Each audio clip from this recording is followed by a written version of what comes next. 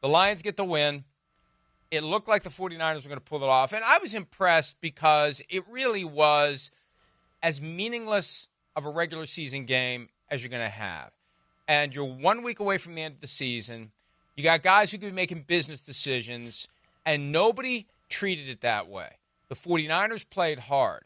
Nick Bosa had to be checked for a concussion. He didn't tap out after that. Brock Purdy, all the way up to the end, he's got an elbow injury. They're going to have to do imaging on the day. I was impressed that both teams brought it. The 49ers had nothing to gain and their own health and off-season to lose because you don't want to spend your off-season rehabbing an injury. The Lions had plenty to lose, and they nevertheless rolled the ball out, rolled the starters out, and went wire to wire. I was impressed that we got a final Monday night game of the season that was fun to watch. Yeah, I mean, it was a treat for all of us that watching, and especially as a fan. If you had tickets to the game, you might have debated if you still wanted to go, and you watched the way the 49ers played. And I think that's always the key when you talk about these guys being professionals and doing what's right and all of that stuff. These guys care about the game of football. They care about the work that they put in, and Dan Campbell even spoke about that when deciding whether to play the guys or not. He said, I felt like I owed it to them because of the work they put in and not put people in that maybe haven't been as prepared to go play a game. And the 49ers look like they had the same kind of mentality. You look at some of the younger players, Ricky Pearsall, the way he played the game, inspired and got that team going too, because he's a guy who's overcome a lot to be out there on the field. And I think that sometimes is the reminder of every team. All 32 teams have this ambition coming into the season. It can't work that way for everybody. And when it doesn't work that way, what do you do next? And a lot of these guys, they've dreamed about being in these moments, playing on a Monday night, playing in these big games in NFL. All right, everyone's not going to be the same, but the 49ers came out there ready to go win a football game. They were on Detroit to start the game, drove right down the field, scored a touchdown. Detroit responded. The 49ers said, all right, we're going to keep going at it too. But again, a credit to all of those guys. I think when you try to create a championship mindset and have a culture and a team, maybe every year doesn't go the same, but I think the way those guys competed from Detroit and San Francisco lets you know what they're building. In that building, you can see, all right, this is lasting. These guys want to play for our head coach and their coaching staff, and they both did that last night and did it at a high level, to be honest with you. Let's hear from Dan Campbell, a.k.a. Hulk Hogan, plus other wrestlers combined into one, on the decision to play the starters on Monday night. Yeah, it was on my mind. I mean, I thought a lot about it. I thought about it leading up to the game. I thought about it last night. I told the staff. But I ended up settling on the right thing to do was play these guys. And because we owed it to the team, and it was just one of those positions we were in. It's just hard to say who you're going to sit. And it's not fair to ask guys to play that haven't been prepared to play, So yeah, that was tough. And I think the biggest thing is there was things we wanted to do better than we did last week, and we did. We cleaned a lot of things up offensively. I thought defensively we talked about getting takeaways. We got takeaways, and so that'll always serve you well going into the next week. And look, there was never going to be anything we knew what this is. You're out on the West Coast, you go, hey, man, it's all good. That's what we do. You know what I mean? This is what we do. Like, we love it hard. We love it hard, and that can benefit you later.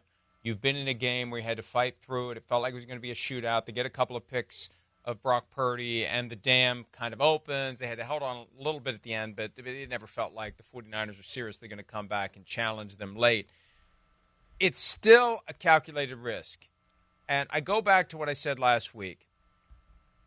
The Lions, under Dan Campbell, they have the right attitude, they have the right culture to rectify 6 decades of bad football. He's exactly what they needed to turn around the mood of the team, to match the heart and the grit of the city. There's a point, though, where the default of this is what we always do. Why are you doing that? Because it's what we always do. Okay, is there any other reason? No, it's what we always do. We're just going to do what we always do, whether it's play starters in a meaningless game, 6 days from facing the Vikings with Minnesota having a net rest advantage of more than 30 hours. We're going to play them anyway because that's what we always do. We're going to go for it on 4th and goal from the 5 because that's what we always do. We're not going to think about it. That's what we always do. And the great contrast, Devin, is your guy Bill Belichick. He never had anything that he always did. The one thing he always did was make the right decision in the circumstances for the best interest of the team. Before a game, during a game, after a game. And I feel like what's going to happen is because they got lucky and nobody got injured, it's going to embolden Dan Campbell to go into the postseason saying, I'm just going to do what I would always do, regardless of the situation, regardless of the circumstance. If I'm up 14 points in the middle of the third quarter facing a 48-yard field goal and it's 4th and 2, and I kick the field goal and I got a 3-score lead again, I'm going to do what I would always do and damn the torpedoes. I feel like this is going to make him more likely to be true to himself because he was true to himself in Week 17 and it worked out. I think that is very valid. And sitting next to Jason Garrett every Sunday, he always says the thing that Detroit and Dan Campbell have to balance is not trying to live up to a reputation, not feeling like, hey, we have to do this because we continue to say this is who we are, this is what we do. And I think Dan Campbell, he has to be good at in-game situation of making that decision. Going for it on 4th down last night, to me, made more sense, especially these last few weeks of the feeling of, can my defense get a stop? If we hold them to 3, are we going to be able to get enough stops in this game? If we hold them to, we kick a field goal, are they going to hold them? Are they going to score another touchdown? And then are we going to ultimately fall behind with not enough time to win at the end of the game? I think there's a little bit of that now in play for Detroit. And I think he's like, hey, right now, Ben Johnson and this offense is clicking with some of these plays that he's designing that you're just like, man, like this is the perfect play in this situation. It keeps coming up. And shoot, last night they went for it twice on 4th down and freaking San Fran blew the coverages. They threw the wide open guys on 4th down. So it's almost like, all right, maybe we're keeping the right amount of pressure. So I think Dan Campbell has to do a good job of saying, okay, this is the situation now in this game. Ignore everything else that happened and make the right decision for the team in that moment. And that's going to depend on how the game's flowing, all those different things. Last night, San Fran, it looked like they weren't going to stop San Francisco at all. So as they were aggressive early, I was like, okay, this is making a little bit of sense. Now, again, like you said, you don't get a couple of those. They didn't get that 4th and 3 there, but they were able to convert later in the game on some 4th downs. That changes how we look at it. The onside kick that he had earlier this year was a bad call, a bad decision. So he has to continue to balance these things, but he has to know his team and play to that. It's not going to be popular, and I think that's the one thing too from Coach Belichick that I learned. When you're making the decision that you feel is best for the team, you can't care about what everyone else is going to think. Was this the right, the wrong? Like, you can't be caught in that. You have to say, hey, this is what I think is best, and you have to go believe in it because your team follows that and what you do. But again, I agree with you. He has to be careful, and I go back to, again, what Jason said. You can't try to live up to your reputation. Yeah, it's an excellent point. It's an excellent point because you remove strategic thought from the equation, and your guy Bill Belichick was the master of strategic thought, situational football. What is the right decision to get me to the end of this game with one more point at least than the other team? That's what it's about. And at some point you and I talked about this, and it's been such a long season, I can't remember where, when, on the air, off the air, but I'm just going to assume it was on a Tuesday version of the show because that's when we have the most constant interaction.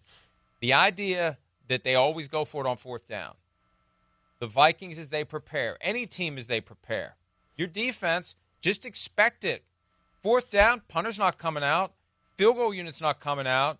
You don't get that relief, that exhale, that quick dopamine rush. You don't get that when you stop them on 3rd and 4. No. You're going to have to roll the ball out and stop them on 4th down too. You just have to assume that. And if for whatever reason they punt or they kick a field goal, okay. But that's got to be the mindset whenever you face the Lions. whoever you are. And I'm sure that Brian Flores is going to have his defense ready to go 4 downs. And he's going to be calling defenses on 2nd and 3rd down with the idea that I might want to hold something back for 4th down. I mean, you hit it right on the head. Anytime you play a team like this, as aggressive as they are on 4th down, you talk about it all week. The defensive coordinator, Brian Flores, 3rd down calls won't necessarily be like 3rd down. You won't say, hey, sticks awareness, because you know they might, if it's 3rd and 12 or 3rd and 10, they might not care to try to get 10 yards. It might be, let's get 7 yards. So you're a little bit of just calling a defense, not necessarily thinking 3rd down. But what I will say, it's hard to just turn your brain off for one game of what 3rd down means. You're still going to see the Vikings. You get a 3rd down stop. You're clapping. You're kind of going crazy. Don't be surprised if you see guys like Cashman or Harrison Smith, those guys that are going to be on the field like, kind of, hey, guys, relax. Let's slow down. Get ready to go. Get in the huddle. Get back here, because there you need your signal callers, your kind of leaders on the defense to always be tapped into understanding time and situation of, hey, yeah, it's 3rd and 6. We got to stop. We held them to 2 yards. Hi, it's Mike Florio. Thanks for watching PFT on YouTube. Hit subscribe for the latest news and analysis from Pro Football Talk.